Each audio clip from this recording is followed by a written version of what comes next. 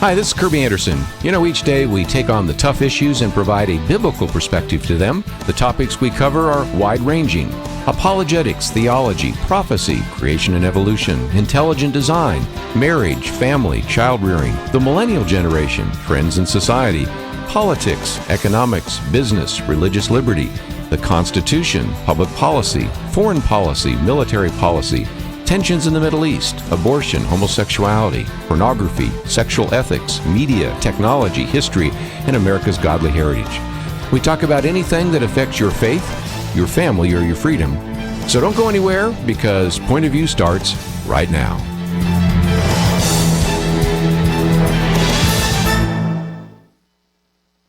Today's show is one of the best of Point of View. Across America, live. This is Point of View.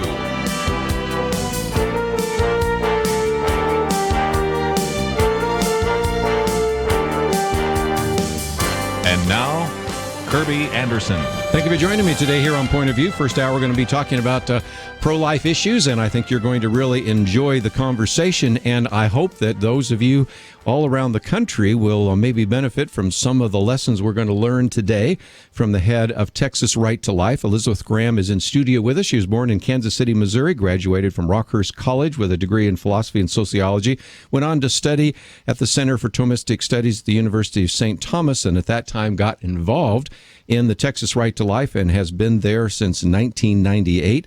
She and her husband, Jim, have grown the Texas Right to Life organization into the largest pro-life organization in the state of Texas, with a staff of 25 and a membership of 300,000 Texas households. And so, Elizabeth, just a delight to have you in studio with us today. I'm so honored to be here, Kerby. Thank you. I want to spend some time talking about some of these pro-life issues, and certainly when we talk about pro-life legislation, it doesn't matter whether you live in the state of Texas or you were in any other state where we broadcast. A lot of people began to pay attention when there was this filibuster by Wendy Davis.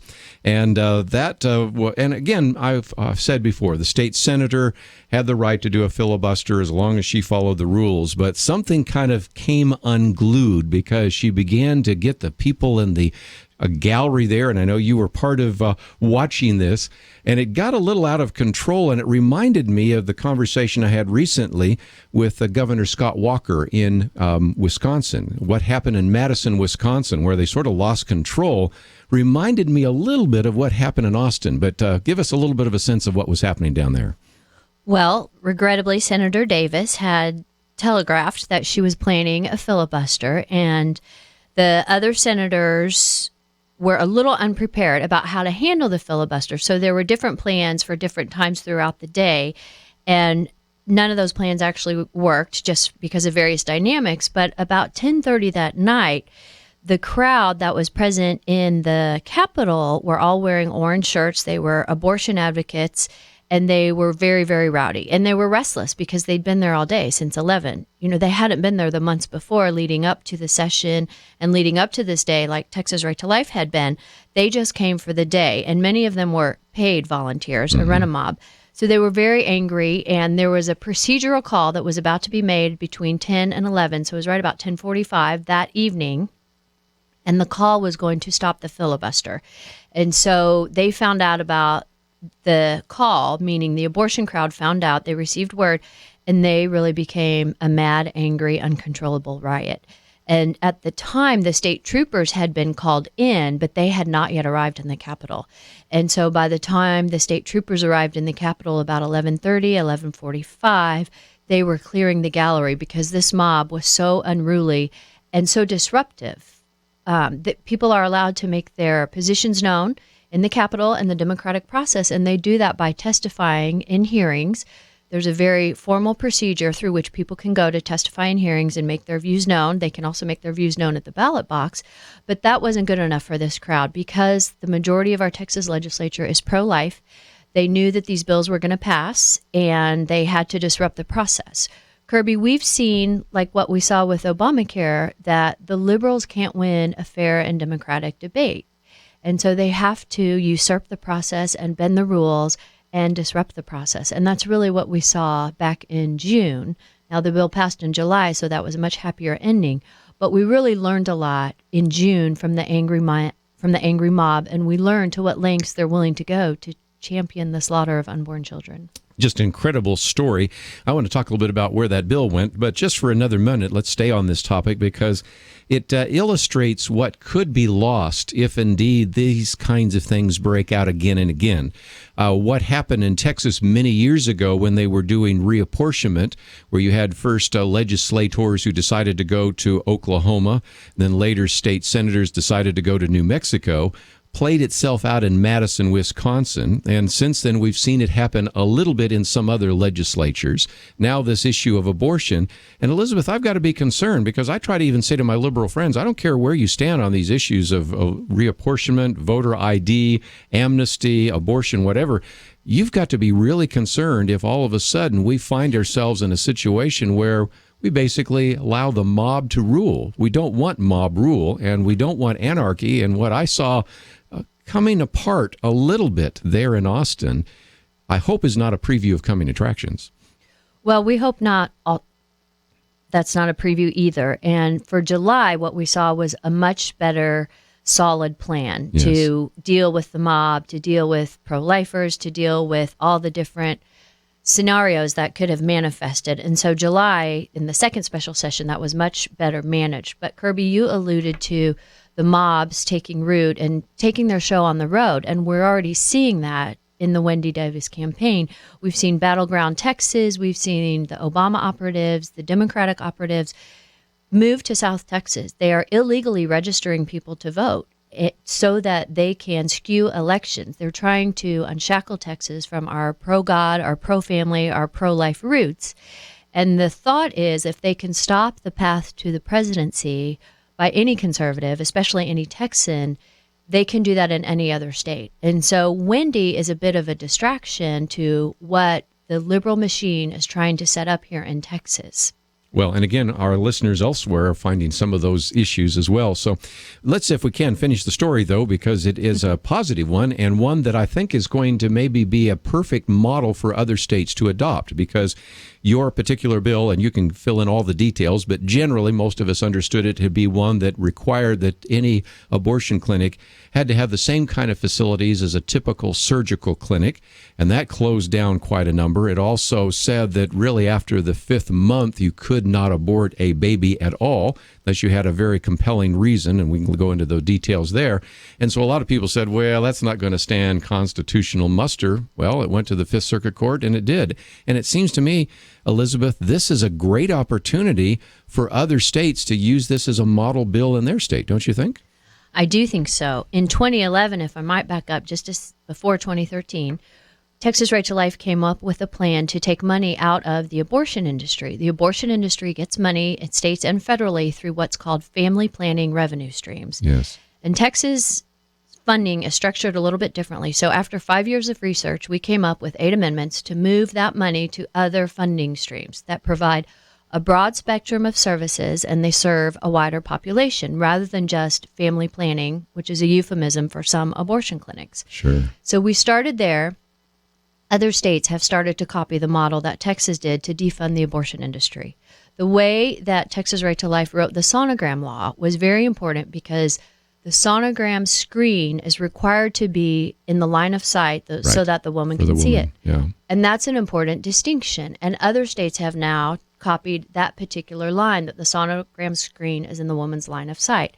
And now we're seeing Mississippi has adopted the 30-mile rule that is about to close down their last abortion clinic. So that is in the Fifth Circuit Court, and the Fifth Circuit Court already ruled that our 30-mile rule was okay. So other states are already passing pro-life laws that Texas has, including the 20-week ban, including the rules on funding, the RU 486 provision, and other pro-life laws that Texas has passed. We'll take a break and continue talking about how you might be able to apply some of these in your own state right after these important messages.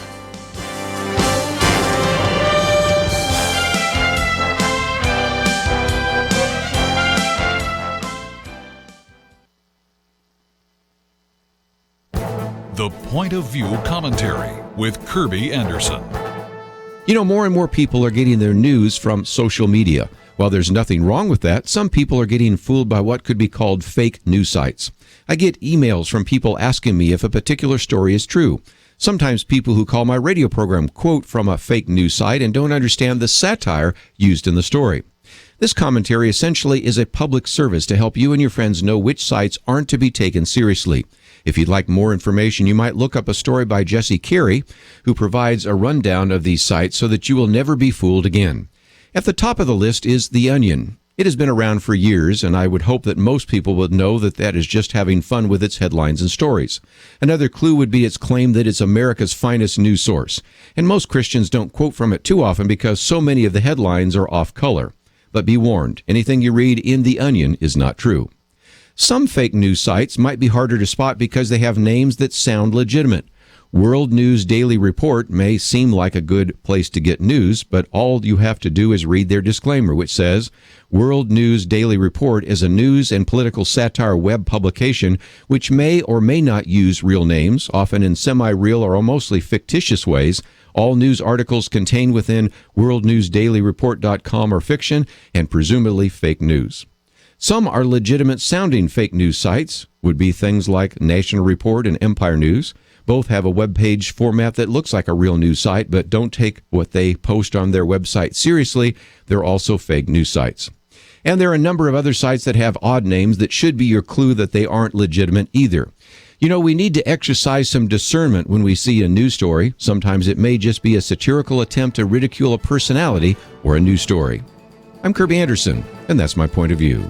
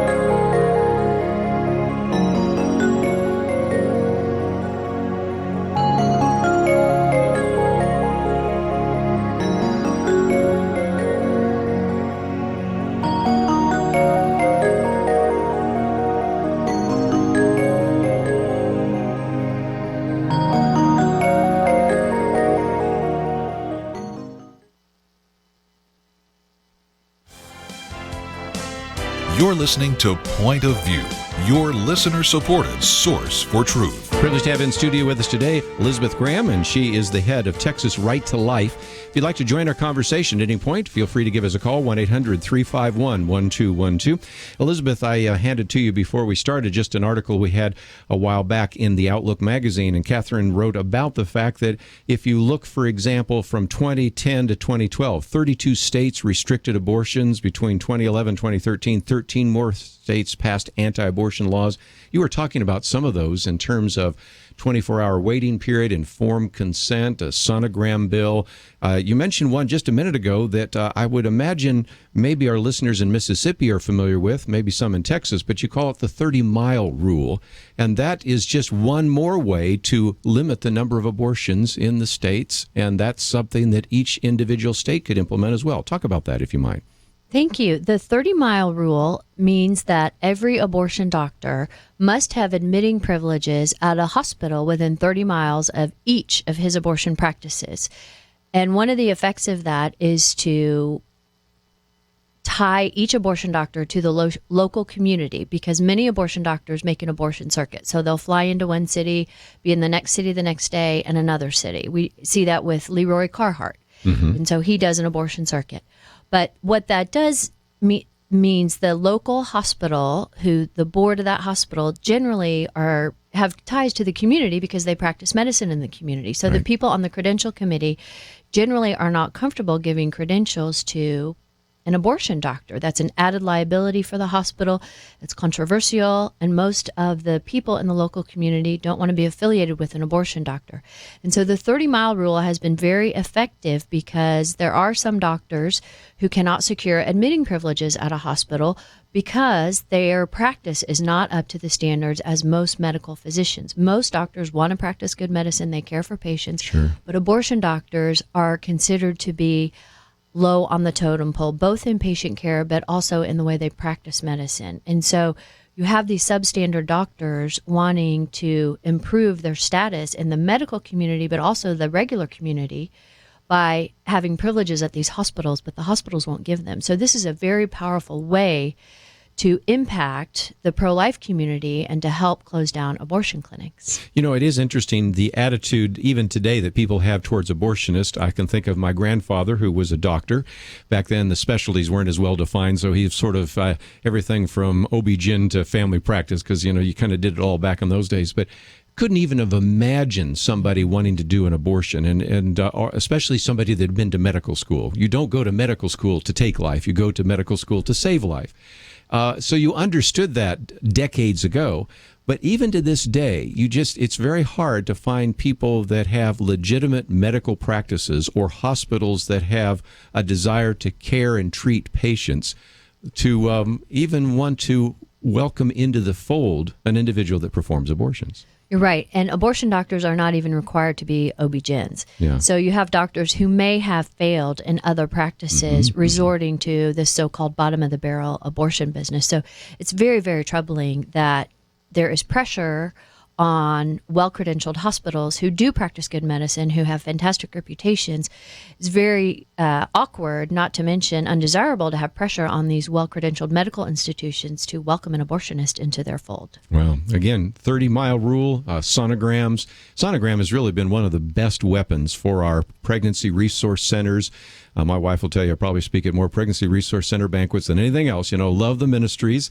And every time we are able to get them to get an ultrasound, it changes everything. Because once that abortion-minded woman sees that baby in the womb, it's no longer a product of conception. It's no longer a piece of tissue. It is her what? Baby. And it really changes it dramatically, doesn't it? Countless women and men who have seen the sonogram in abortion clinics, but also in the pregnancy care centers, are stunned at what they see happening in the womb. So they often see the baby smiling, sucking his or her thumb, swimming around, a heartbeat, even a heartbeat that comes from a being that doesn't look like a baby yet. Even the heartbeat has saved lives, because when the heartbeat is turned on through a sonogram, made audible for the woman to hear, the girl thinks, oh my gosh, the baby already has a heartbeat? That's a very humanizing factor. And they realize that there is a baby growing in the womb who is going to be fully formed soon. But the baby already has all the DNA, all the characteristics are already designed. And so when women see that baby, and the men too, converted in the sonogram room. I love the pregnancy resource centers, because if you ever go to one of the banquets, and I've been to more than my share, as have I, it's just amazing, because first of all, you hear stories of saving babies, but you hear incredible stories of saving souls. You know, I mean, the goal of a pregnancy center is to save babies, but it also saves souls. And it's kind of like what Moshe Rosen, who was the founder of Jews for Jesus actually leads more Gentiles to the Lord than they lead Jews to the Lord. And he said, what do you want me to do? Throw them back? You know, and the same thing. What do you want to do? It's just been a very effective evangelistic strategy as well. And I thought for just a minute, since we're talking about sonograms, I probably need to bring Joe in here, but that's okay. You can help us out. Talk about the use of sonograms in mobile units in these buses, especially one that's outside of the largest abortion clinic in the world, or certainly in the United States. Talk about that, because these outreaches are also very effective in reaching these abortion-minded women, aren't they? You're absolutely right. The culture war is first and foremost on the sidewalk out front of abortion clinics. And there are tireless prayer warriors who stand outside of clinics every day, every single day, to minister to the women. They're not angry, they're not shouting, they're not throwing judgments or accusations. They are from their heart reaching out to the men and women entering abortion clinics and asking these men and women who are terrified walking into abortion clinic if they'd like a free sonogram. And they men and women are welcomed into the mobile unit or a nearby pregnancy center, but the mobile unit is really what's been tremendously effective in recent years. Yes. They welcome them into the mobile unit, show them a sonogram, ask them what they see, talk about the baby and the development, ask them if there are any resources they need to continue the pregnancy, and walk with that woman and that man through the pregnancy and encourage and help them to choose life. Now, sometimes people will drive past and go on inside the abortion clinic, but even the ones who go inside the abortion clinic will report back afterwards, I couldn't go through with it. I knew you were out here praying for me. I went inside.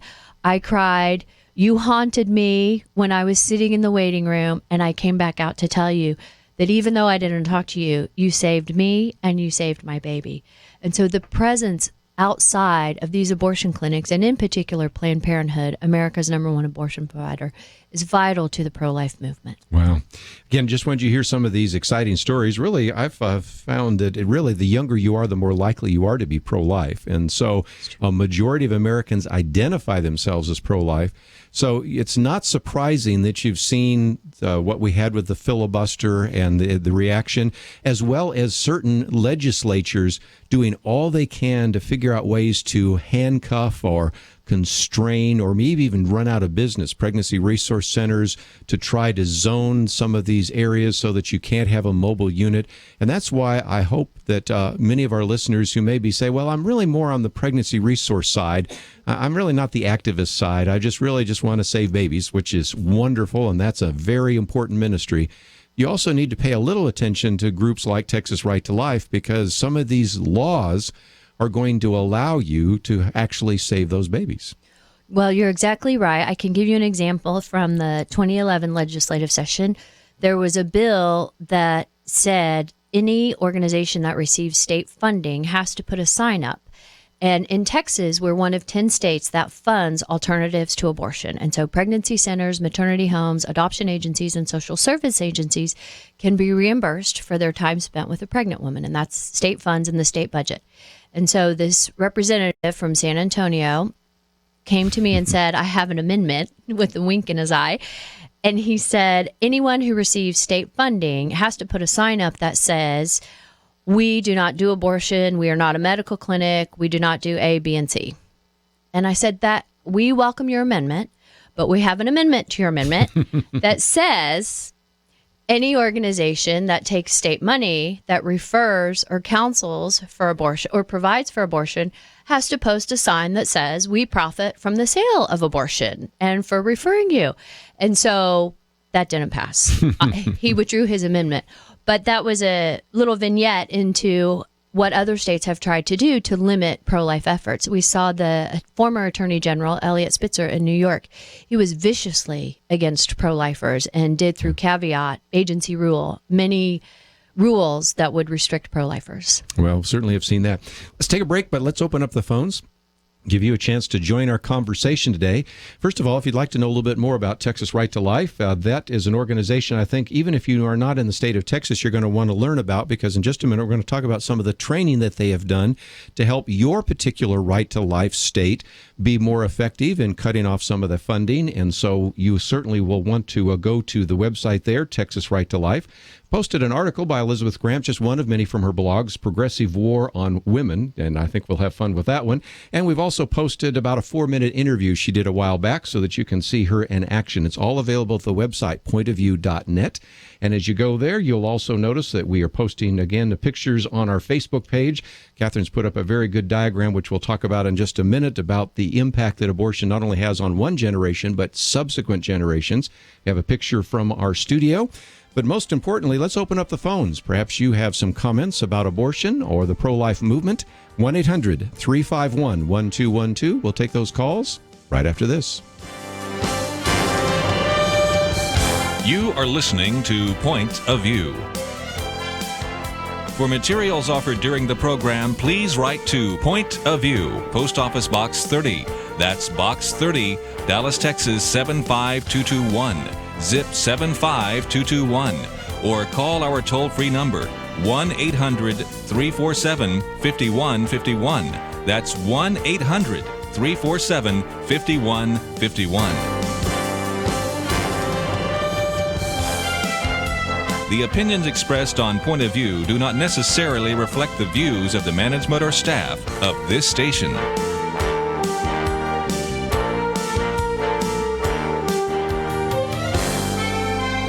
Point of View will continue after this.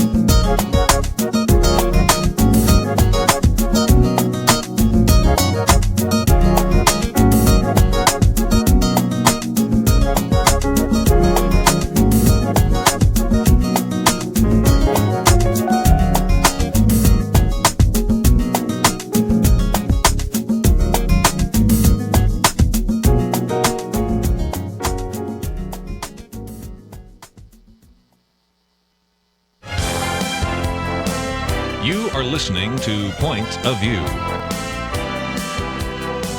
The opinions expressed on Point of View do not necessarily reflect the views of the management or staff of this station.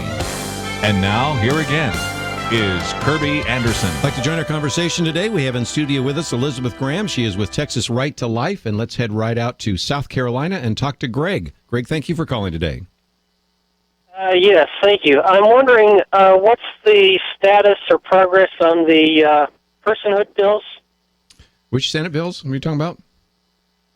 Yeah, I'm talking about the personhood bills. There was a step personhood. that went through that went through South Carolina recently. I just wondered whether or not there were any personhood bills that have gone through Texas or anywhere else. Okay, let's go for it. Elizabeth?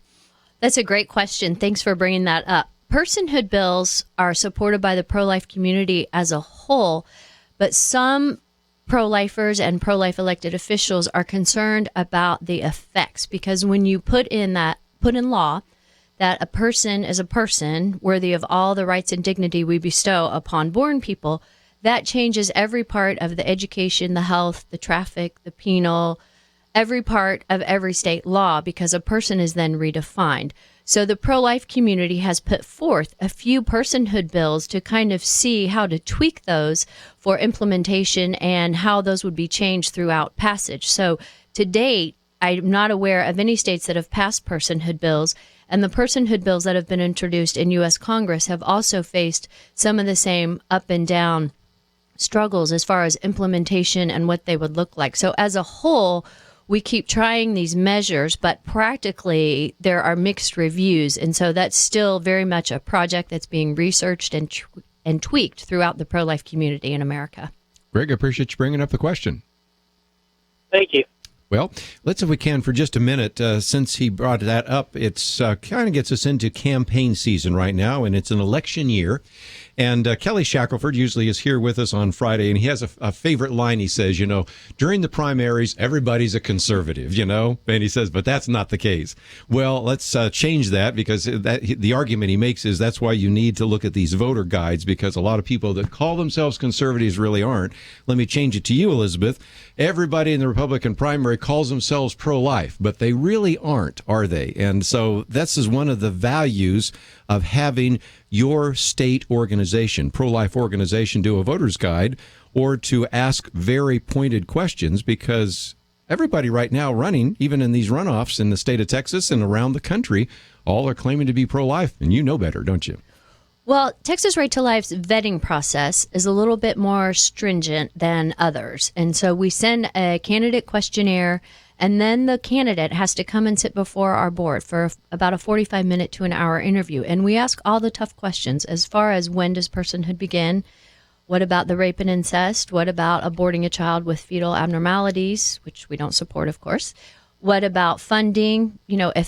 If the state legislature wants to name a library after Kerby Anderson, but there's funding for the abortion industry, are you going to vote for that bill?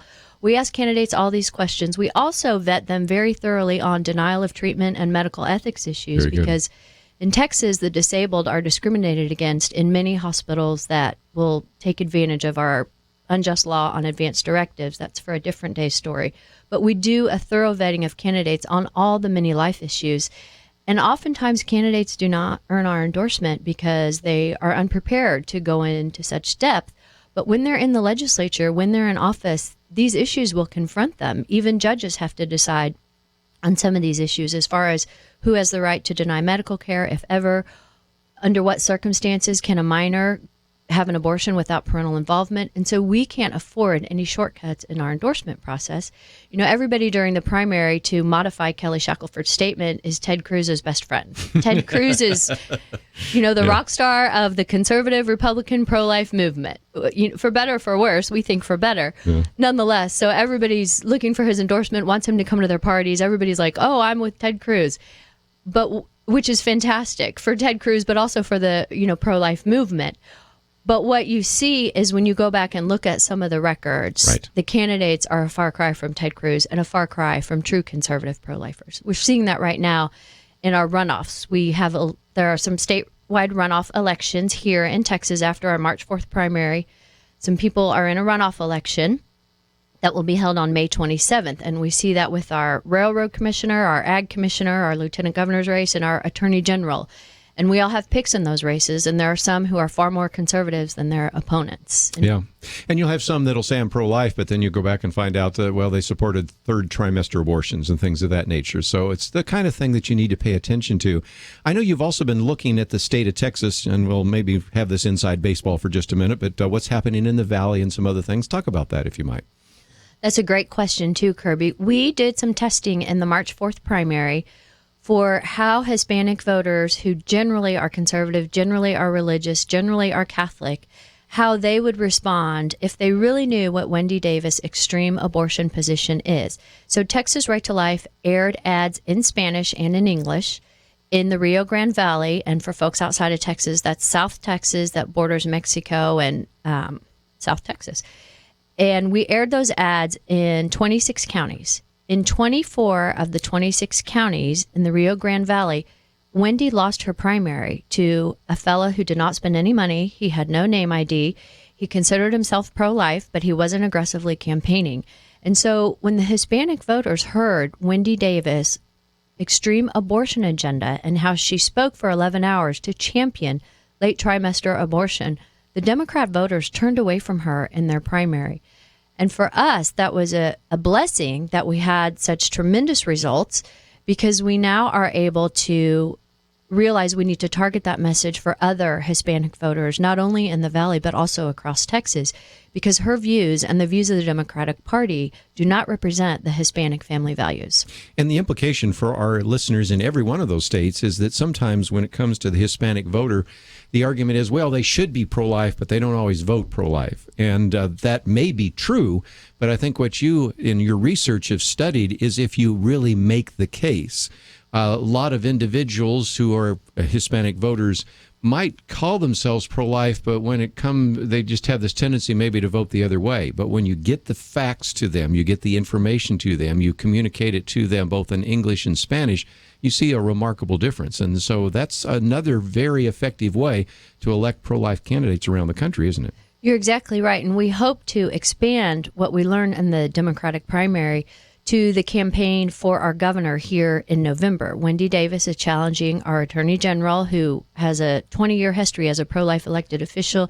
He's a local judge, a Supreme Court judge, and now he's our Attorney General, and he's running for office, and he is a pro-life champion. And so we hope to expand what we did with Wendy Davis and spend millions of dollars, of course, if we can raise them, against Wendy to make her and her pro-abortion advocates feel most unwelcome in Texas, because we need to stop them here so that they don't go to Illinois or Ohio or another state and copy their success here. So we are planning through the Abbott campaign to make clear that extreme abortion views and the Democratic machine that espouses abortion views are not welcome in Texas until they change their mind on that issue. It's interesting. It's called battleground because this really has become a battleground, hasn't it? You know, it's the culture war. Wanted a lot of people to understand that. Let's just, before we take another phone call, by the way, if you'd like to join us, maybe you have some comments about pro-life legislation in your state, or maybe you've worked at a pregnancy resource center, have a comment or question for Elizabeth, we'll take those calls. 1-800-351-1212. But just real quickly, talk about how you could help train people in other states. We have lots of activists that listen to this program, and they maybe are aware of their particular Right to Life group that's in South Carolina, or Georgia, California, New York, or Illinois, wherever it might be.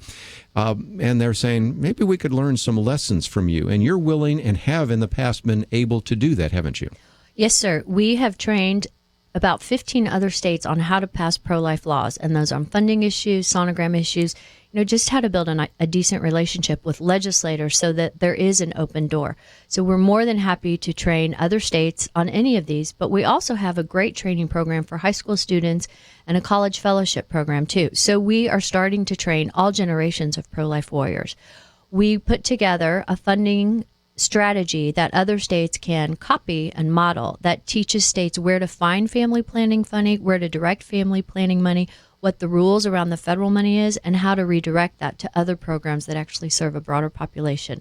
So we can try to train on any pro-life issue, whether that's legislative or educational, that interests people. Well, please encourage all of you, really, if I can, to go to the website, pointofview.net. First link there, Texas Right to Life, or just type in texasrighttolife.com, either way. And you can find your way to Elizabeth and Jim and the staff that are there. And I would encourage you to pass this on to maybe individuals that you know in your state, because indeed this battle for life takes place in each one of these states. And I frankly think right now the real battles are in Sacramento, California, Albany, New York, Tallahassee, Florida, Austin, Texas. These are the places where a lot of these battles are taking place, and this is where you need to be involved and maybe be educated so that you can make a difference. Let's take a break, though. We'll come back and take some of your phone calls. 1-800-351-1212. Your thoughts about the battle for life. We'll take those calls right after this.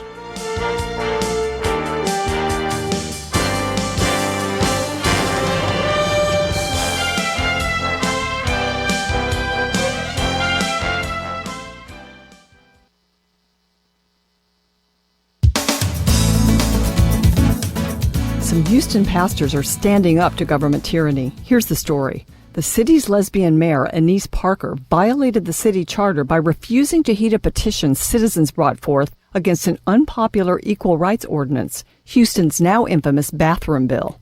In adding sexual orientation and gender identity to the city's non-discrimination provision, the ordinance, pushed by the mayor and passed by the city council, allows full use of public accommodations, including restrooms, by people who say they are one gender when they were born another. Let me put this bluntly. The LGBT movement has gone way beyond asking for tolerance for their proclivities. In this case, they have demanded and received the so-called civil right for men to present themselves as women and use the ladies' facilities. Maybe that man really is transgendered, either surgically or just tragically confused. But Houston citizens don't want to elevate that sad situation over their privacy. And they really don't want to provide a legal opportunity for men to dress as women and ogle, expose themselves to, or attack their daughters in the ladies' room. A petition drive to get a ballot initiative to overturn the bathroom law drew 55,000 signatures. The city attorney refused to honor 38,000 of those already legally certified petitions. The petition organizers sued. In response, the city subpoenaed certain pastors' sermons and other communications. Houston's attempt at sermon oversight hasn't gone down well. Hundreds gathered at a rally featuring the pastors and led by U.S. Senator Ted Cruz, whose dad is a pastor.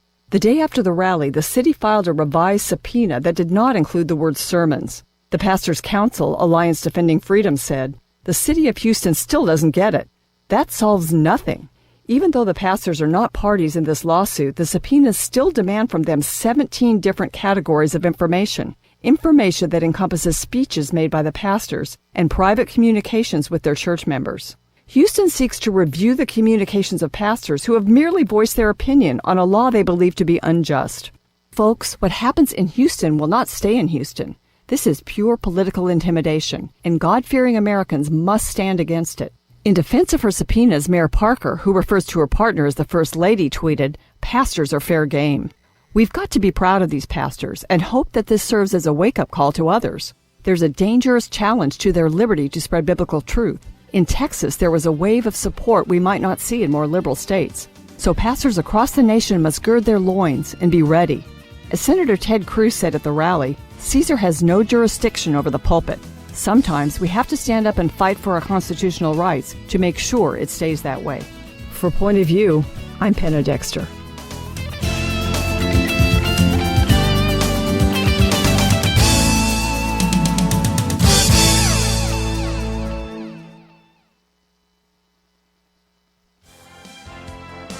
Now, back to Point of View, your listener-supported source for truth. Elizabeth Graham in studio with us. If you'd like to join us, 1-800-351-1212. You can remain anonymous, and our next caller would like to remain anonymous, so thank you for calling in today. Please, if you would, share your story. Several years ago, I had an abortion. I already had 7 children, and decided that I could not have the 8th. And if there was any way possible to explain to any woman that is contemplating having an abortion, the pain that comes with that, not at the moment, but years, every year afterwards. I accepted the Lord over 38 years ago, and it was through the Lord that I found forgiveness, and I knew also the crime that I had committed by taking a life that didn't belong to me. It belonged to God himself, and I have reaped the harvest, so to speak, with the pain that comes with it. And the emotional pain cannot be explained. It really cannot be explained. But I do know that women need to know that there's an awful price to pay. Yes, there is.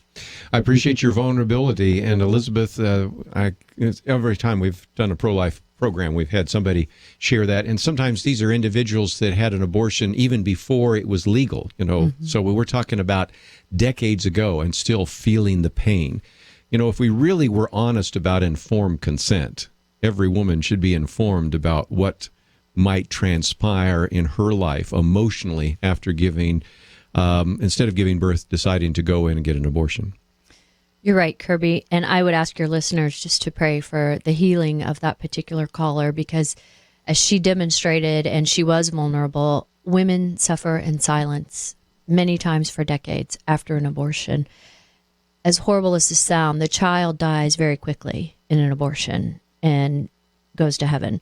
But the people left on earth just suffer the misery. And 28% of women will attempt suicide within 1 year after an abortion.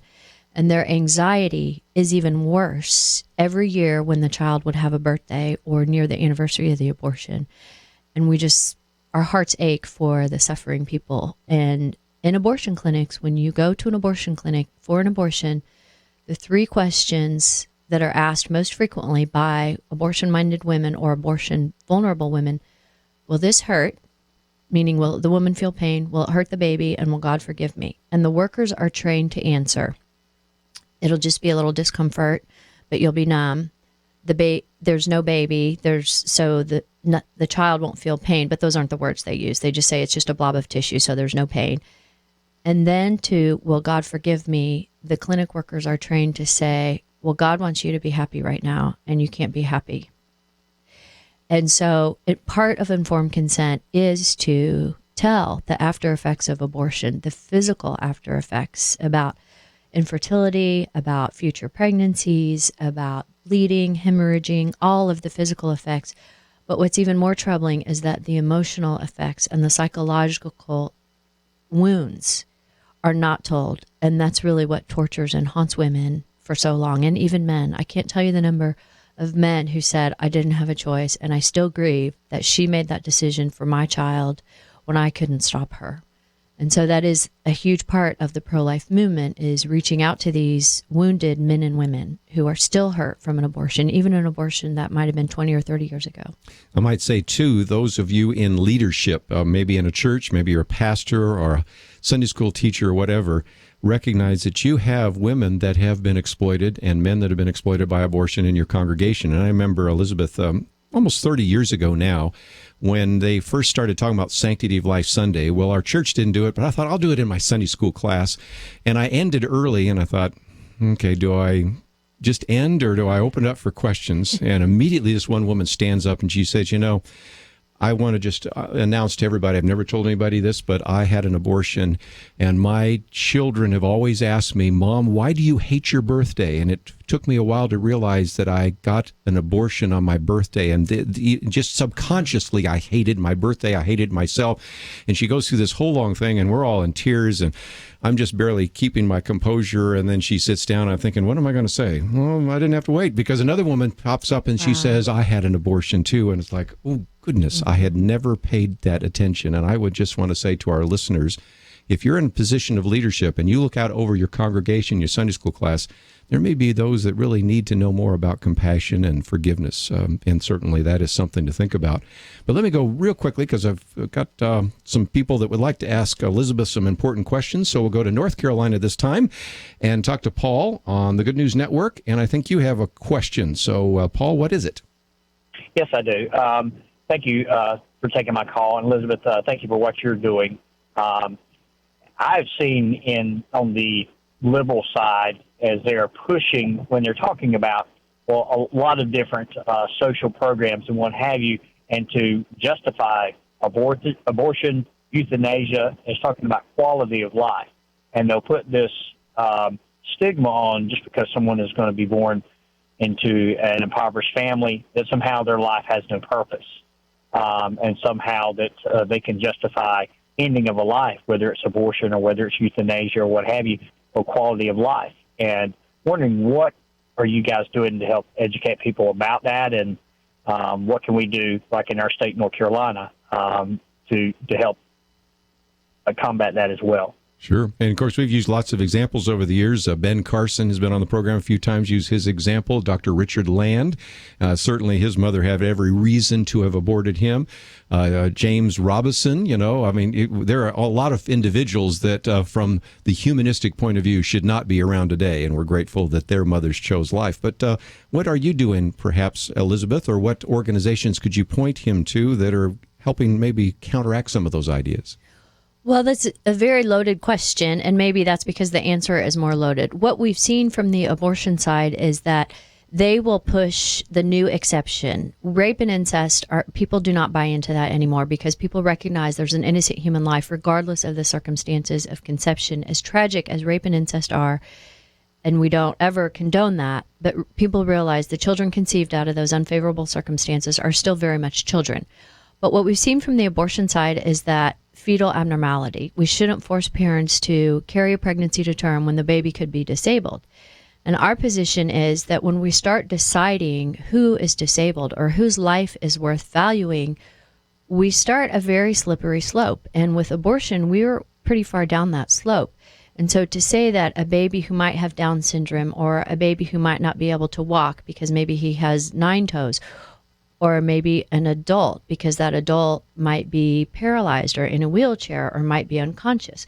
When we start making those quality of life decisions, we really are all at risk. And in some respects, we all have some degree of disability as we age, whether that's hearing, vision, or arthritis. Those are illnesses, but eventually we all experience some disability. So we have to be very, very careful in recognizing that every human life, regardless of physical, mental, or cognitive ability, has inherent dignity and value that's bestowed upon us by our Creator. And that starts from the moment of fertilization or conception until natural death. Well, Elizabeth, it has been just a delight to have you in studio. We've been very aware of what you and your husband have done over the years to build Texas Right to Life in such an outstanding organization. It's a team effort. And certainly the 25 other staff members that you have, but you can go to texasrighttolife.com to learn a little bit more, or we have a link to Texas Right to Life, also one of the blog posts by Elizabeth Graham, and you can also watch a video of her in action, and I think you will be very impressed. It's been a delight to have you in studio with us today. We're going to take a break, and when we come back, we're going to get back into some of the political issues, but I hope that you learned a little bit about the pro-life issues. And most importantly, my assignment to you is see if you can contact someone in your particular state Right to Life organization that might benefit from some of the lessons learned by Elizabeth and her team, and see if you can maybe set up some training, because they are ready, willing, and able to provide some of that help so that we can stand for life. Let's take a break. When we come back, we'll continue our conversation as we get into some other topics. We'll be back with you right after these messages.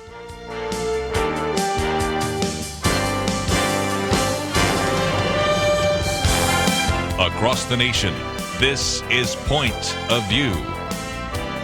For materials offered during the broadcast, please write to Point of View, Post Office Box 30.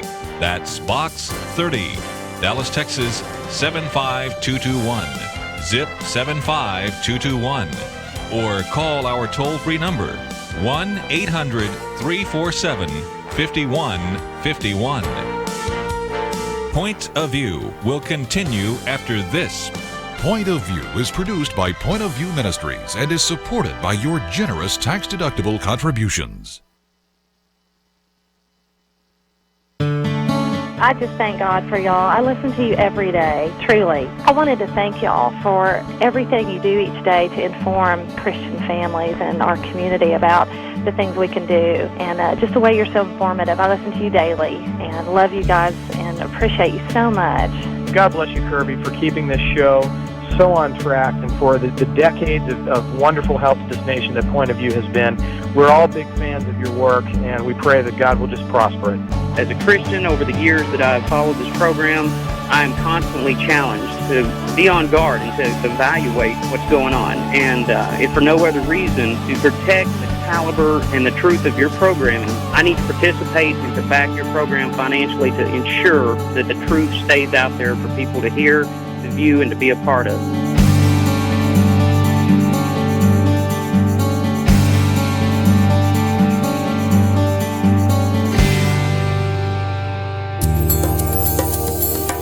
This is Point of View Radio.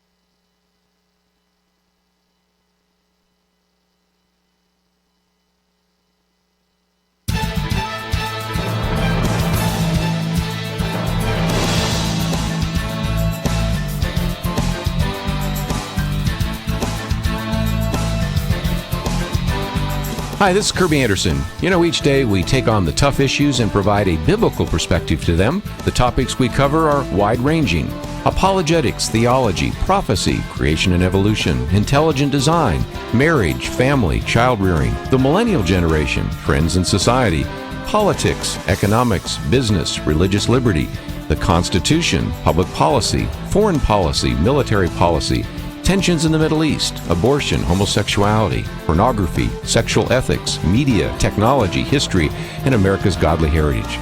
We talk about anything that affects your faith, your family, or your freedom. So don't go anywhere, because Point of View continues right now.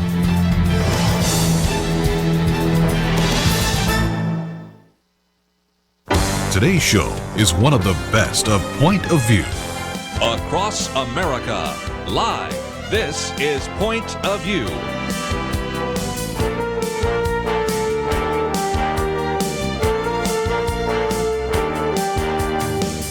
And now, Kerby Anderson. Second hour today, we spend some time talking with Matt Kibbe. He is the author of this new book, Don't Hurt People and Don't Take Their Stuff. You are familiar with him as the CEO of FreedomWorks, and he has been an individual that has been really at the forefront of Tea Party discussions and politics. He also, of course, is an economist in training, received his BA in economics from Grove City College, and also has done graduate work in the economics department at George Mason University, is a distinguished senior fellow at the Austrian Economic Center in Vienna, Austria. It's going to be nice to have somebody that not only knows who Ludwig von Mises is, but has read him, and also has written quite a number of other books, which we would commend to you. One, for example, Give Us Liberty, a Tea Party Manifesto, as well as another book, Patriots, a Pocket Primer for Patriotic Americans. Matt, thank you for joining us here on Point of View.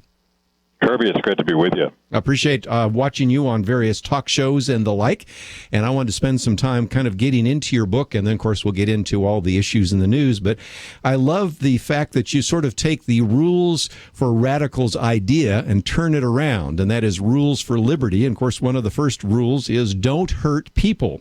And I think it's really well titled because, as I've said on this program before, a lot of people have seen us when we talk with Kelly Shackelford about religious liberty.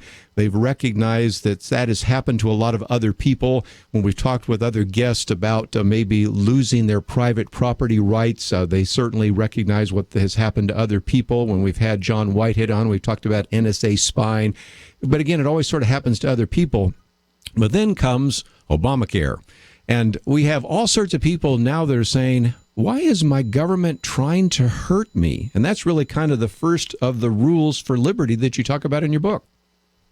Yeah, and, whenever you have an unlimited government that's not constrained by constitutional limits that the founders thought were so important, people do get hurt, and quite often in horrific ways. And we know all about totalitarian governments that have murdered their citizens. But here in America, we don't think that way because we do live in a country that generally respects liberty.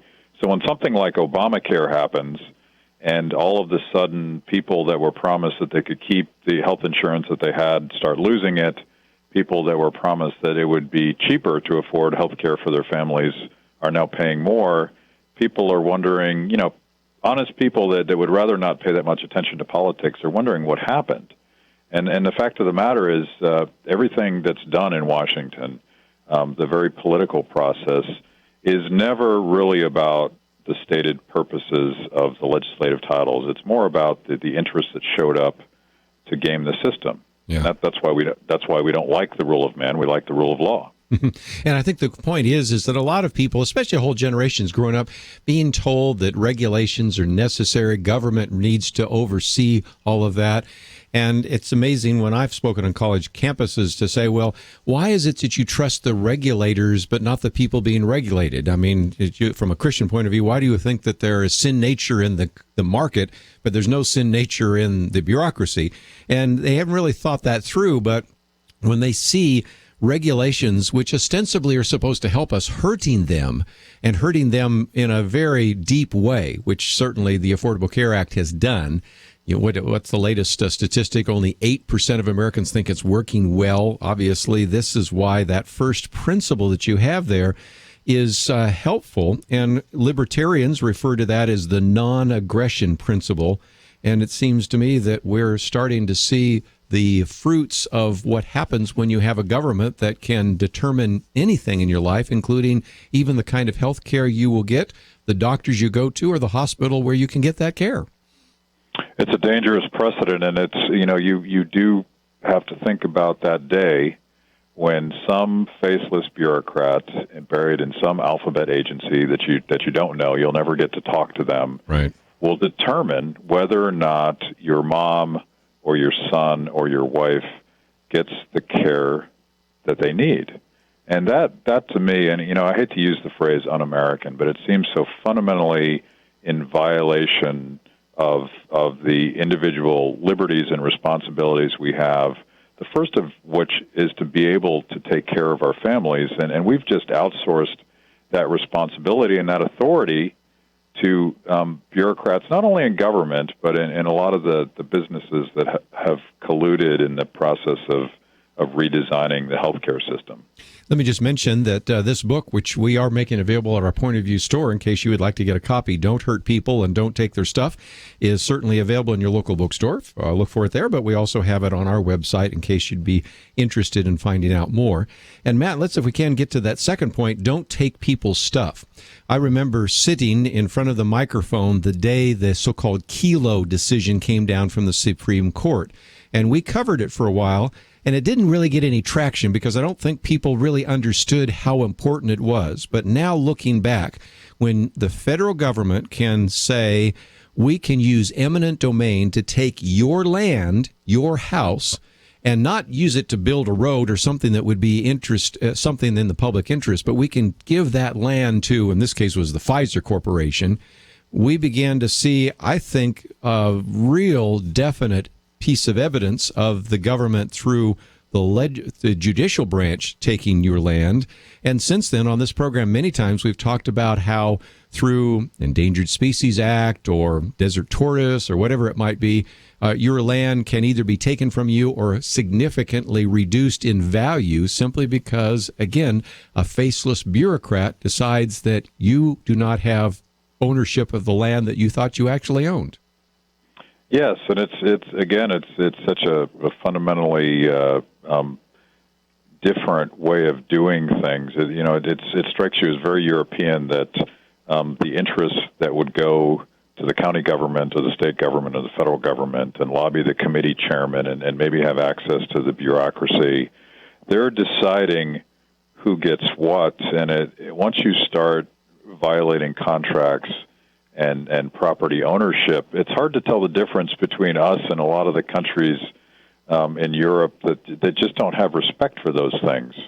And it's a dangerous precedent, and this is sort of one of the great myths of big government liberalism is that somehow there's compassion involved here. It's always the case that the person that got in line before you did, that gamed the system, that rewrote the rules, that paid off the right lobbyist, those aren't poor people. Those are people with access. Those are people with juice in Washington, D.C., and I think we need to explode that myth.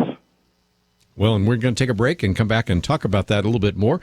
Talked about it a week ago with Lou Dobbs, and that certainly surfaced in his book, and we're going to get into now in just a few minutes a couple of the other rules for liberty. So far, they've been negative, but let's look at some positive ones in just a minute after the break. Take responsibility, work for it, mind your own business, fight the power. And it is part of a book called Don't Hurt People and Don't Take Their Stuff. I love it. And some of those rules are what we're going to talk about first. Then we're going to sort of get an understanding of the political process. And at the end, we even have a 12-step program that I think you can apply to understand more about how to get involved politically and how to be effective and to understand political philosophy and economic philosophy. So we'll spend some time focusing on that. And as always, we'll open up the phones to give you a chance to join our conversation. Matt Kibbe with us. We'll come back with him right after this.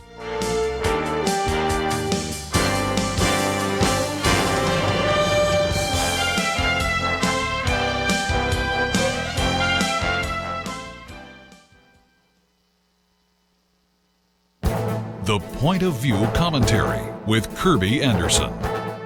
You know, more and more people are getting their news from social media.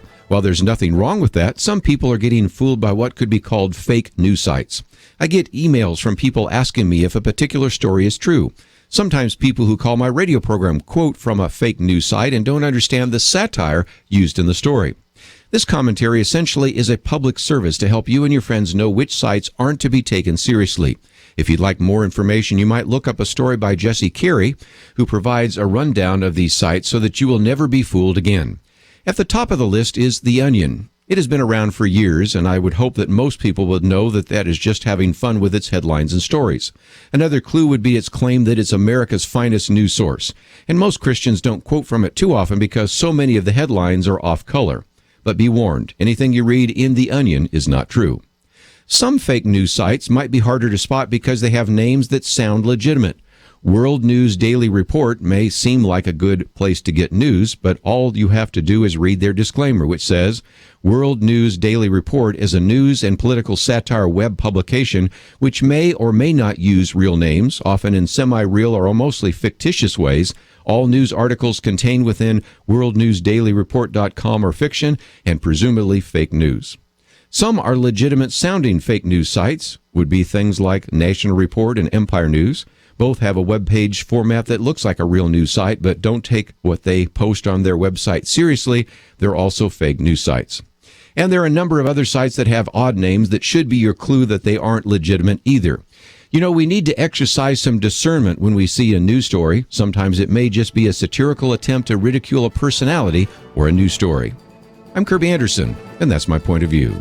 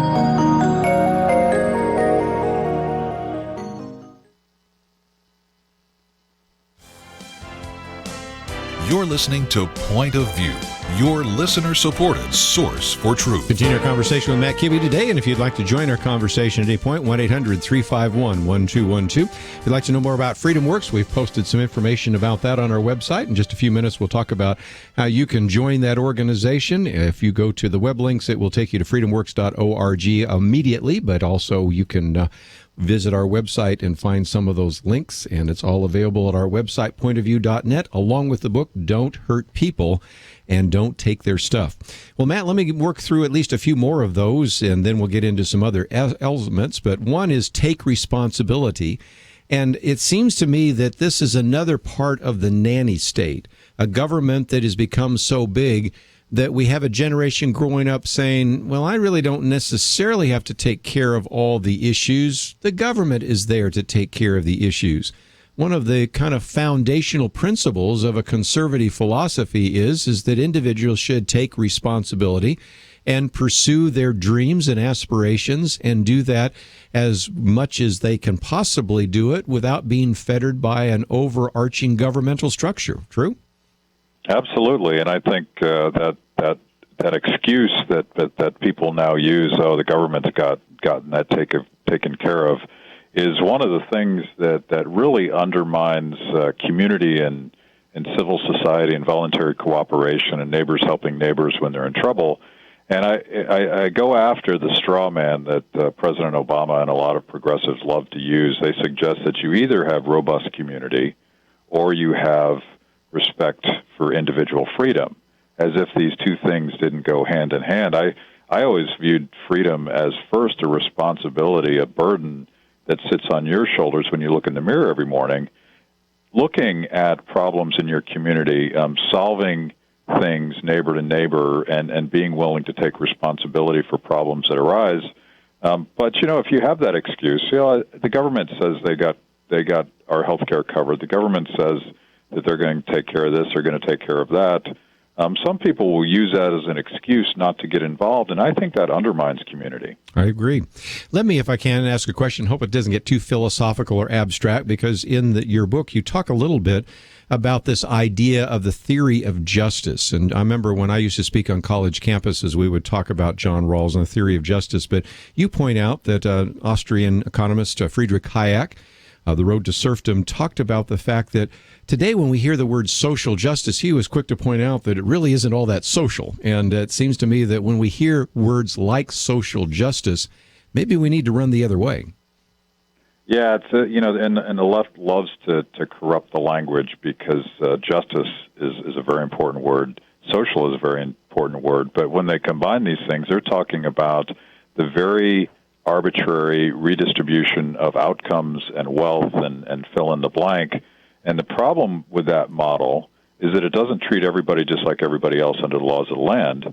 And it assumes that there are better angels among us that can be trusted with all of that discretionary power and all of that authority. And we know that that's just not true. None of us can handle that sort of power. Power corrupts. Absolute power corrupts absolutely. Well, and one of the other elements of your rules for liberty is work for it. I love the fact that you quote from Ashton Kutcher, because I really did appreciate that time when he was speaking at the Teen Choice Awards. He said, "I've never had a job in my life that I was better than. I've always been just lucky to have a job, and every job I had was a stepping stone to my next job. I never quit my job until I had my next job, and so opportunities look a lot like work." We have a generation sometimes that really are having sort of an entitlement mentality. It's easy to understand. We provide entitlements through the federal government. We give everybody a trophy at the soccer games. And there is a sense in which what Ashton Kutcher was talking about, and certainly what you're talking about, is something that needs to be reinforced. And that is the value of work, the importance of work, and the fact that if you want really something to be successful, you need to work at it. And by the way, that work is cool. The opportunity to define your own future, to be able to do something that no one's ever done before, to take risks, to fail, to succeed. I think that word has become a pejorative, particularly amongst those like Nancy Pelosi, who actually is out there today extolling the virtues of leisure that has been created. It's a fancy way of saying unemployment that has been created by Obamacare. To me, that's one of the more offensive things I've heard a politician say, because particularly for young people, that first job is everything. That's how you take off in life. And if you don't get that first opportunity, you don't get the second one. And that's what Ashton Kutcher was talking about. Well, and you're also talking about the ability to define your future. And we're going to have Dinesh D'Souza on again when his film comes out, but I've had a chance to watch his trailer. And in it, he says, when people talk about American exceptionalism, they misunderstand, and I'm paraphrasing a little bit, and that is they think that it has to do with, well, since I am from India, but I'm here in the United States, materially I'm going to do a lot better. And he said, well, maybe, but that's not really the issue. My father was an engineer, and in India, either I'd be an engineer like my father, or I would have been a doctor like my uncle. My life was pretty much set, and my opportunities were few, but I probably would have done fairly well financially, but I never would have been able to pursue my dreams, my aspirations like I have in the United States. And there's a sense in which in your chapter there that you talk about working for it, it's really a social that important to understand that we as a culture in America still provide opportunities to climb the ladder of success, but also to pursue opportunities that simply don't exist in other countries around the world. Yeah, Dinesh's point is so powerful, and I've spent some time in India, and if you've spent time in just about any other country in the world, you really get to appreciate how flat the American system is, in the sense that anybody can literally do anything. And you can define your own future in a way that just isn't even considered in other countries, and I think that's important. But you got to take that responsibility. You have to be willing to take the risks. And I think today there's so much talk about the rich paying their fair share, and I think it's a complete diversion, because there are rich people in every country that I've ever been in. What's different about America is that anybody can do anything they want to do, and I believe that's still true. But so much government and so much of this redistribution, it doesn't hurt rich people. It hurts people that are trying to get there. Yeah. And I think that's one of the things that we need to understand about the entitlement society. A couple more real quickly. Mind your own business. You know, we used to live in a live and let live kind of society, but I think we're recognizing that live and let live maybe works for some, but we have a lot of people that aren't willing to say, well, you can have your view of ethics and I'll have my view of ethics. I said, no, I'm going to enforce my view of ethics. You can have your view of the economic system. I can have mine. No, I'm going to force your view. And so one of the reasons you put the idea of mind your own business is not only through the government, but even through our culture and through kind of the culture war right now. There are people that are telling us, no, I don't want to live in a live and let live society. I want to enforce my views on you, and I will make you pay a price if you don't agree with me. Yeah, and I think that's a dangerous precedent, and I do pick a little bit on the George W. Bush administration and their faith-based initiatives, which by all measure were well-intended efforts to support local community organizations. But once you get politics involved, once you start redistributing money, it was a robust sense of local charities, people solving problems at the local level, became a competitive scrum for spending earmarks. And now President Obama has taken over that program, and he's repopulated what was one set of values with another set of values. And what we've done is we've undermined the cultural institutions and that individual responsibility that's so important. I think these institutions are way too important to outsource to Washington. And if we do that, be prepared for somebody else, maybe Nancy Pelosi or Barack Obama or Harry Reid, to impose their version of their values on us. Yeah, we like it when our guy's in power and he's, in a sense, promoting our agenda. But I used to say this under the George W. Bush administration. You know, you like who the Attorney General is right now, John Ashcroft. But what if the Attorney General had been, in the past, Janet Reno, or, of course, who would have guessed our current Attorney General? But nevertheless, you have to pay attention to those issues. And it brings us to the final one, fight the power. If there's one thing that I picked up even from an interview recently I did with Jim DeMint, it is just how big the government is. You could take the largest Fortune 500 company, and it wouldn't even be the second largest program in the federal government. And so you were talking about something that is huge.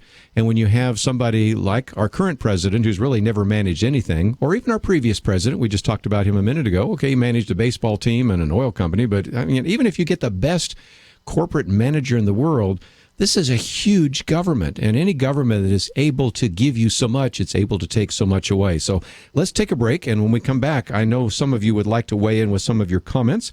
Matt Kibbe with us today as we talk about his book, Don't Hurt People and Don't Take Their Stuff. We're going to get into a little bit more about what we need to understand about our government, and maybe at the very end kind of take us through 12 steps to really consider what needs to take place if we are going to get control of our culture and our government. So if you'd like to join the conversation, let's open up the phones, 1-800-351-1212. We'll be back right after this.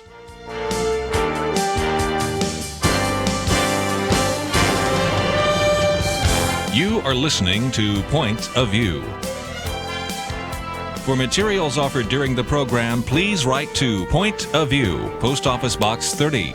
That's Box 30, Dallas, Texas 75221, zip 75221.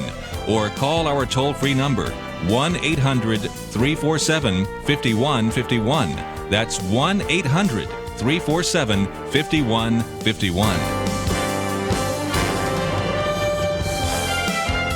The opinions expressed on Point of View do not necessarily reflect the views of the management or staff of this station.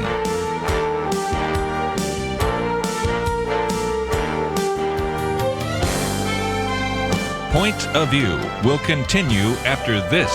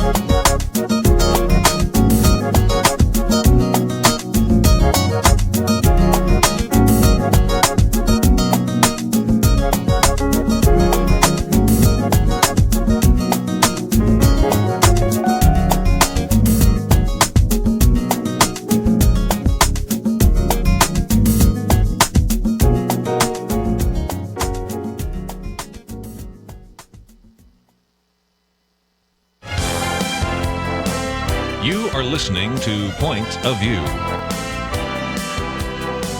The opinions expressed on Point of View do not necessarily reflect the views of the management or staff of this station. And now, here again is Kerby Anderson. I'd like to join our conversation today, 1-800-351-1212. Matt Kibbe with us. He is president and CEO of FreedomWorks. And Matt, just for a few minutes, let's talk about FreedomWorks and how individuals that want to join with you can do so. We have a link to our website, to your website, or they can just go to freedomworks.org. But talk about the way in which they can be involved in especially this election year, but also the ongoing battle for liberty.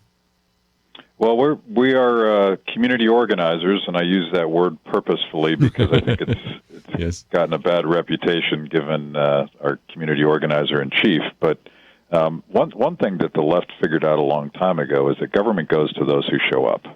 And we organize grassroots citizens. We try to be a support center, almost a service center, for anybody, any citizen that wants to take back their country from all of the interests in Washington, D.C. And part of that is politics. We have a super PAC, and people that want to learn how to go door to door, want to help put up yard signs, that kind of thing. But on the extreme other level, if you want to learn a little bit more about Austrian economics, we organize through Freedom U, our online university system, and we just try to provide services and tools that allow citizens to figure out what's going on and do something about it. So again, go to freedomworks.org, and I'll maybe jump ahead for just a minute because one of your chapters it's not a one-night stand, and it's kind of a nice way of saying that we need to be involved, obviously, during an election year, but we need to be involved on an ongoing basis. And some people really wondered whether or not the Tea Party would be just a one-night stand, or it might be a flash in the pan, or whatever illustration you want to use. And it seems to me that the way in which Tea Party patriots can have an impact is not only by electing individuals that they agree with, but also by expressing their concerns, their points of view to their elected officials, whether they elected them or not, during the interim, rather than show up every 2 or 4 years. Yeah, and I think, we all believe, I bet you everybody listening to this show believes that long-term relationships are better and lifetime commitments are better. And I think that was the basis of the American system. The founders made it very clear that the shareholders, the people that were in charge of this country, weren't based in Washington. It's you and I. That burden is on us. And in that sense, the day after the election is always more important than Election Day, because you send people to Washington, even good people, and you leave them to all of the corrupting forces in Washington, D.C., and we'll lose them. They'll become part of the problem. One way to defend good people that you send to Washington is to stay involved. One way to keep people that might be corrupted in Washington honest is to stay involved. It's got to be that bottom-up, community-based organizing and accountability that gets our government back on track and keeps it there. Very good. In your chapter where you talk about them versus us, you talk about the IRS, and we've learned a lot more. Even as your book has come out, we've learned a little bit more about this. And first of all, let's go all the way back to Martin Luther King Jr. As a matter of fact, I was tempted to post one of your videos where you talk about what happened, I guess it was a few days before you were born, but we've got to recognize that whether it was Lyndon Johnson, or whether it was Richard Nixon, or now whether it is Barack Obama, so I'm trying to pick some Democrats and liberals, and Republicans and conservatives and all sorts of things, many times the IRS has been used to stifle and suppress discussion and debate, and we certainly have one of those cases right now, don't we? Oh, sure. Yeah, and I do tell the story. I happened to start thinking about writing this book on the 50th anniversary of the I Have a Dream speech, so I stopped everything I was doing and I watched it. And it's one of the most moving speeches you can watch, and it's amazing that was only 50 years ago. But the reason I tell that story is that the IRS and the FBI and gray-suited bureaucrats with names that we'll never know decided to go after MLK simply for practicing his First Amendment rights. They went after his nonprofit. They went after his donors. If that sounds familiar, that's exactly what's happened today. And we still don't know who is responsible for the targeting of mom-and-pop Tea Partiers. We know about Lois Lerner. We know that she fundamentally misrepresented her involvement in that. We're trying to get to the bottom of it, but what's so interesting is the way that the agencies and the executive branch has circled the wagons around a clear case of wrongdoing, and they're just refusing to answer the questions as if we work for them, not us. And that's that dangerous tipping point where clearly the IRS has too much power, and we need to rein it in. And I think it really comes back to why there is a need for organizations like FreedomWorks and various groups that investigate and get Freedom of Information acts and are able to get data. Because if you're really, in a sense, going to depend upon the government to investigate itself, I think we all intuitively know that's not going to work very well. And so sometimes outside sources. In the past, sometimes the outside influence has been the media, but when the media is pretty much in collusion with the government, then nothing really takes place. No one really spent a whole lot of time investigating what was happening as they were declaring some of the organizations that were part of the Southern Christian Law Center, or certainly the Southern Christian Leadership Conference, or certainly some of the things that Martin Luther King Jr. was involved with, because nobody really cared. Now it's the same sort of thing. Now it's, well, we sort of agree with Eric Holder. We sort of think that Lois Lerner, this is just a witch hunt. We hear the same kinds of things. And if the media is not going to get involved, and if the government's not going to do a good job of investigating itself, we need outside organizations to keep the pressure on, don't you think? Yeah, we'll have to do it for ourselves, and it sounds like a very American way to think about things. Is if you want something fixed, step up, get involved. The one thing that changes the rules of the game, I think, in a very important and positive way for us, is the way that the internet and social media and the breakup of the old media cartel. You remember the day when Walter Cronkite used to tell you literally that's the way it is? That's the way it is. You know, if Walter Cronkite said it, that was truth. And there was really no alternative. And really, this program started in large part because Marlon Maddox, the original host of this program, said we need an alternative. And that, in some cases, grew out long before the FCC got rid of its fairness doctrine. But since then, we've recognized how we still need alternative sources of media, because even to this day, if the mainstream media all sings with one voice, if it weren't for talk radio and a few other outlets like Fox News and things like that, people might not even know that there's another side to the story. Yeah, and I'm an economist by training. I love competition, and I love multiple sources for my information. And the great thing about Twitter and Facebook and all of these bloggers working from their basements, call them citizen journalists, is there's a lot of citizens getting the story first, and quite typically it's the New York Times that is forced to come our way towards a more honest rendering of the facts because of that accountability that comes from this very open-ended marketplace. I think that is an opportunity for those of us that believe in liberty. We've never had this opportunity before because it was always hard to find out what was going on, particularly in real time when you could do something about it. We don't really have that excuse anymore. We can find out.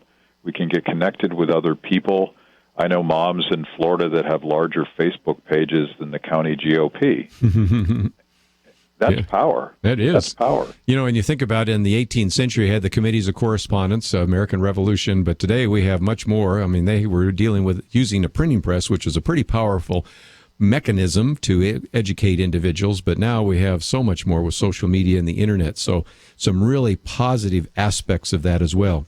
We need to take a break. When we come back, though, I do want to talk briefly, as we were talking about the structure of government. You have a section there on the empire of databases, and there's been a real concern about the increased surveillance through the NSA, as well as the building up of all these databases for the federal data services, and a lot of that relates to the Patient Protection and Affordable Care Act, or Obamacare, and much more. So I do want to talk about that.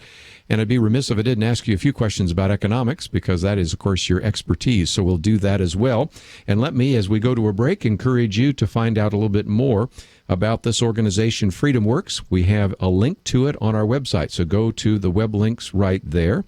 And then we also have a nice article that's sort of a piece that was written by Matt and Reason.com. You Can't Have Freedom for Free, and some other things that all relate to his book on Don't Hurt People. And if you would like to know a little bit more about him, I would encourage you to go to the website and find out more. When we come back, we'll also might have time for a phone call or two. It's one of those times where I really wanted you to hear from him, and we certainly can have open lines where you can call in on future programs. But if you've got a question that seems like it might fit in, I'll bring it to the fore, and you can give us a call at 1-800-351-1212. Otherwise, sit back and learn a little bit more from Matt Kibbe. We'll do that with him right after this.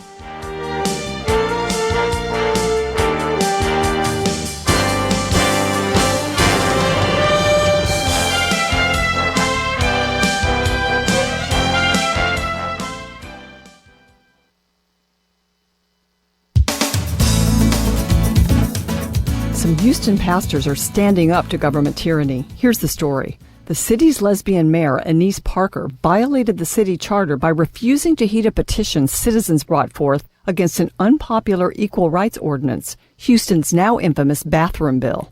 In adding sexual orientation and gender identity to the city's non-discrimination provision, the ordinance, pushed by the mayor and passed by the city council, allows full use of public accommodations, including restrooms, by people who say they are one gender when they were born another.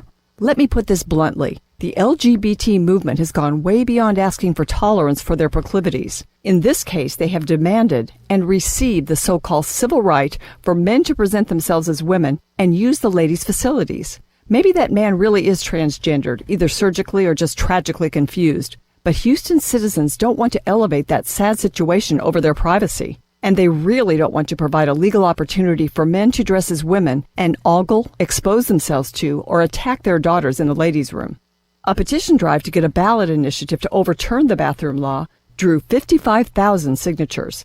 The city attorney refused to honor 38,000 of those already legally certified petitions. The petition organizers sued. In response, the city subpoenaed certain pastors' sermons and other communications. Houston's attempt at sermon oversight hasn't gone down well. Hundreds gathered at a rally featuring the pastors and led by U.S. Senator Ted Cruz, whose dad is a pastor. The day after the rally, the city filed a revised subpoena that did not include the word sermons. The Pastors' Council, Alliance Defending Freedom, said, "The city of Houston still doesn't get it. That solves nothing. Even though the pastors are not parties in this lawsuit, the subpoenas still demand from them 17 different categories of information that encompasses speeches made by the pastors and private communications with their church members. Houston seeks to review the communications of pastors who have merely voiced their opinion on a law they believe to be unjust. Folks, what happens in Houston will not stay in Houston. This is pure political intimidation, and God-fearing Americans must stand against it." In defense of her subpoenas, Mayor Parker, who refers to her partner as the First Lady, tweeted, "Pastors are fair game. We've got to be proud of these pastors and hope that this serves as a wake-up call to others. There's a dangerous challenge to their liberty to spread biblical truth. In Texas, there was a wave of support we might not see in more liberal states. So pastors across the nation must gird their loins and be ready." As Senator Ted Cruz said at the rally, Caesar has no jurisdiction over the pulpit. Sometimes we have to stand up and fight for our constitutional rights to make sure it stays that way. For Point of View, I'm Penna Dexter.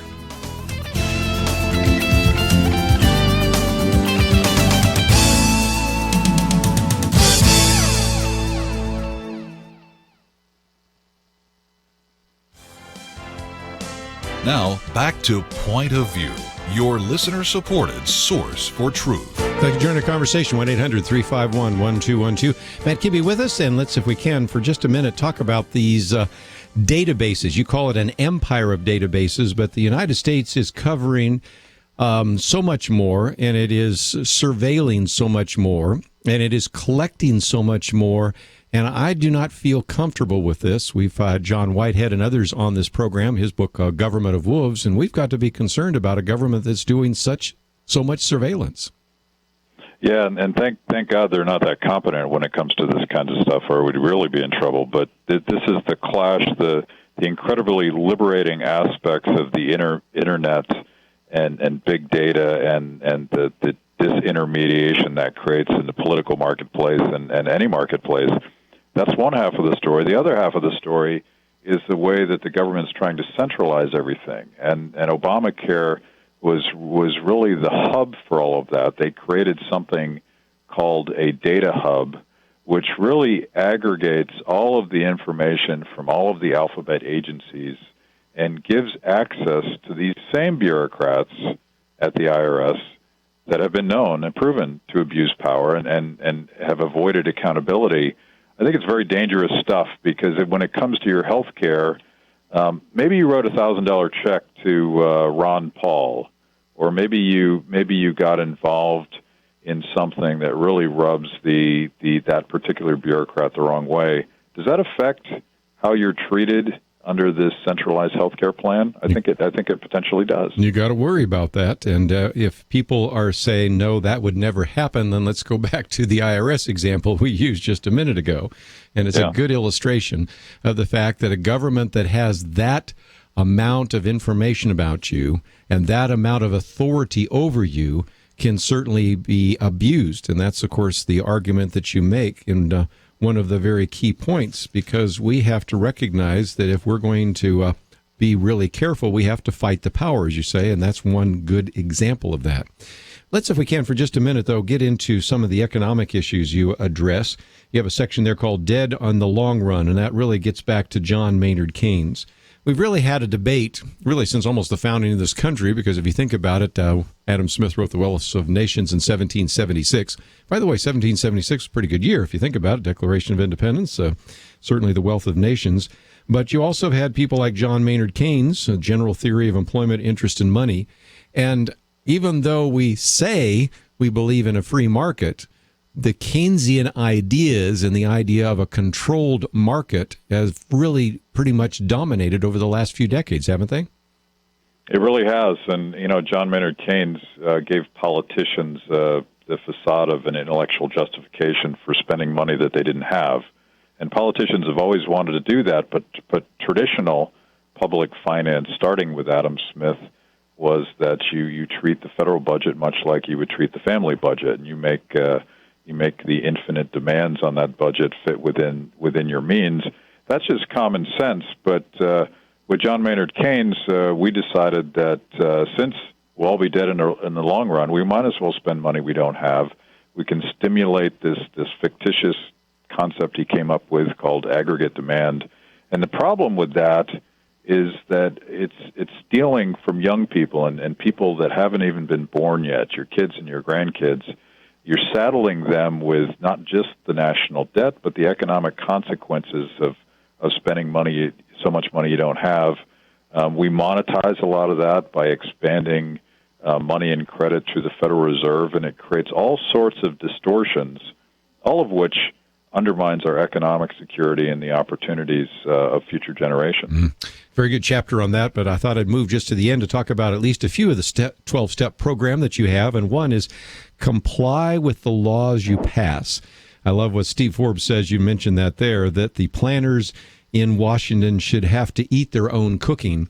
And I have said before that I think anybody running for office this year should say, I believe that we in Congress or we in the state legislature should live under the same laws you do. And the perception by a lot of Americans right now is that there are really two classes. There are the planners, there are the elites, there are the bureaucrats, and they live in a different world and live under different laws than you and I. And if we really do believe in a democratic society and we believe that everyone should be under the same laws, the first principle, I think, is a winning platform for any candidate running for office.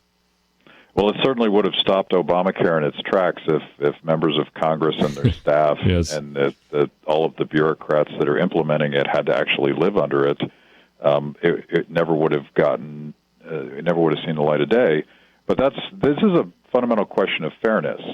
And if they think that they're smart enough to redesign 1/6 of our economy, they should have to live under the same Very good. system as the rest of us. You know, your sixth point is that put patients in charge. And for just a minute, talk about that, because a lot of people saying, okay, we recognize that Obamacare, the rollout didn't work out so well. It's really turning out to be a disaster. But then they come back to individuals that have been against it, whether it's a Michael Burgess or a Tom Price that have medical background, or a Tom Coburn, or whether it's people outside of the system like yourself and John Goodman and others. What do you recommend if indeed we finally get to a point where we say, I think a lot of us already have, but even if the government gets to a point of saying, okay, Obamacare doesn't work, how do we put patients back in charge? What would you recommend? The frustrating thing about healthcare reform is it would be so simple if Washington would actually put patients first. Since FDR, we've put a lot of middlemen between you and your healthcare. It's now most people get their health through their employer. That's a government-created distortion. Most people now get money through the federal government tax dollars, and the rest of us outside of that system to use after-tax dollars. Treat it all the same, and all of a sudden patients are able to go into a very robust individual healthcare market and get what they need. Well, again, some great ideas that are in this book.